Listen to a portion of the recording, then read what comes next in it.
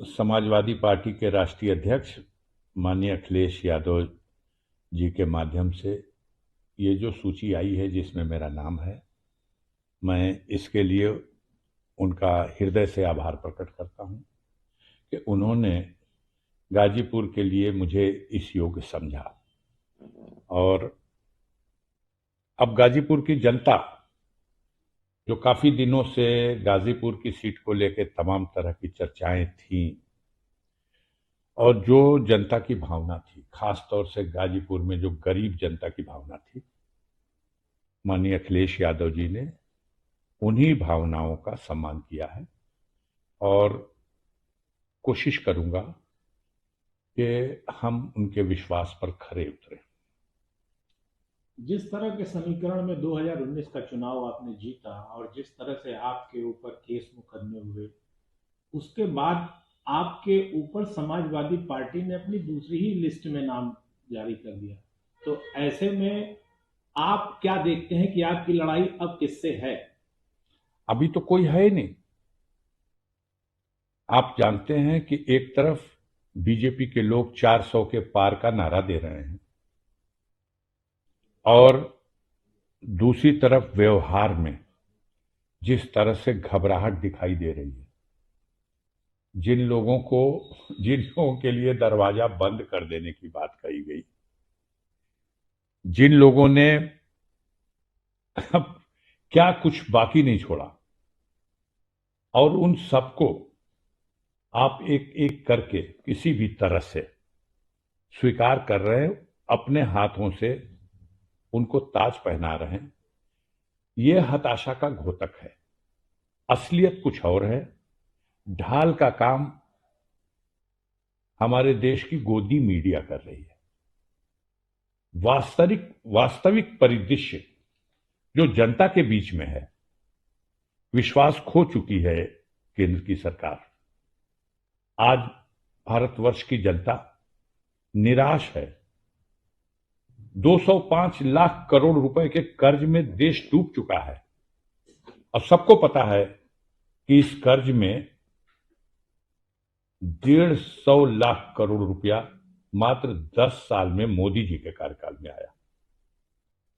जो देश की ताकत थी, पूंजी थी, संपदा थी, उसको लगातार बंधक रखा जा रहा है। एयरपोर्ट बेचे जा रहे हैं, रेल बेची जा रही, पोत बेचे जा रहे हैं, बंदरगाहें बेची जा रही, बिजली प्राइवेट हाथों को दी जा रही, बैंकों का बुरा हाल है, महंगाई, भ्रष्टाचार, बेरोजगारी, ये सारे ऐसे मुद्दे हैं जिसको लेकर के बीजेपी हताशा में है। और वो कहती कुछ है, आपके पास कला है। हमारे गोदी मीडिया के लोग गाजर के हलवे को गोबर बता रहे हैं और गोबर को देसी घी में बघाड़ा हुआ हलवा बता रहे हैं। सांसद जी ये बताएं, 2019 से इस बार 2024 का चुनाव किस तरह से भिन्न नजर आ रहा है? क्योंकि पिछली बार आपके साथ सपा बसपा का गठबंधन था और इस बार का इंडिया गठबंधन टूटता है। निश्चित रूप से समाजवादी पार्टी और बहुजन समाज पार्टी के गठबंधन से उत्तर प्रदेश में 2019 में लोकसभा का चुनाव लड़ा गया और मोदी जी के नेतृत्व में यहां भारतीय जनता पार्टी चुनाव जब लड़ी तो बड़ी सीटों पर 64 सीटें एक तरफ और मात्र 16 सीटें विपक्ष में कांग्रेस, सपा और बसपा, जिसमें बसपा के खाते में 10, सपा के खाते में 5 और कांग्रेस के खाते में 1 सीट। तो ये नारा देना कि उत्तर प्रदेश में 80 में 80, धरातल पर ये सच्चाई नहीं है। गाजीपुर लोकसभा में क्या करेंगे? गाजीपुर की लड़ाई पहले आने तो दीजिए, कौन आएगा? पुराने आप मेरा नाम तो किसी सूची में देख लिए, गाजीपुर के जनता के दिलों में भी झांक के देखिएगा तो मिलेगा। बड़ा षड्यंत्र किया गया कि गाजीपुर से अफजाल अंसारी को लड़ने योग्य न छोड़ा जाए।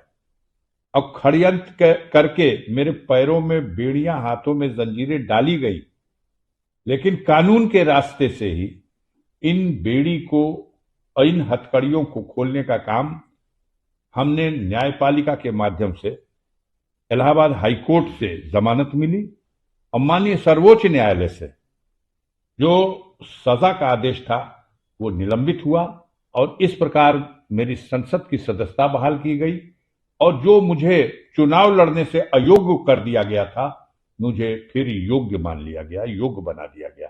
तो अब परेशान ये लोग हैं, ये कभी कहते हैं किसके खाते में होगी, कभी कहते हैं किसके खाते में होगी, कभी इंद्रलोक के मालिक फेरा लगाने चले आते हैं। लेकिन अभी भी फैसले की तलवार लटकी हुई है हाई कोर्ट में। नहीं, मैं उसके लिए सहर्ष तैयार हूं और मैं अब तक 5-6 डेट पढ़ चुकी, हर डेट पे मेरे वकील खड़े होते हैं। हमें बेसब्री से इंतजार है उस घड़ी का कि मेरी अपील का भी फाइनल डिस्पोजल हो। मैं बेदाग छवि का इंसान हूं और बेदाग ही रहना और मरना भी पसंद ये करूंगा। अंतिम सवाल, क्या पिछले प्रत्याशी मनोज सिन्हा अगर आएंगे तो चुनाव रोचक होगा, इतिहास पुनः दोहराएगा। अगर वो आए तो स्वागत है, अगर वो अपने वारिस को लाएं तो और ज्यादा स्वागत है, और अगर नेतृत्व इन परिस्थितियों से घबराता है, कुछ और खिचड़ी पकाता है, तो गाजीपुर की गरीब जनता पर अफजाल अंसारी को अटूट विश्वास है, अटूट।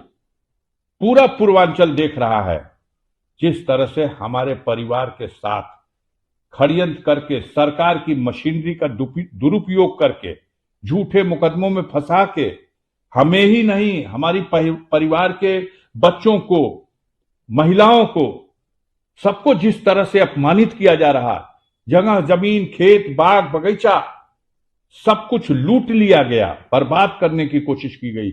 लेकिन गाजीपुर और पूर्वांचल की जनता के दिलों में अफजाल अंसारी और इस परिवार का आज है, कुछ और खिचड़ी पकाता है। तो गाजीपुर की गरीब जनता पर अफजाल अंसारी को अटूट विश्वास है, अटूट।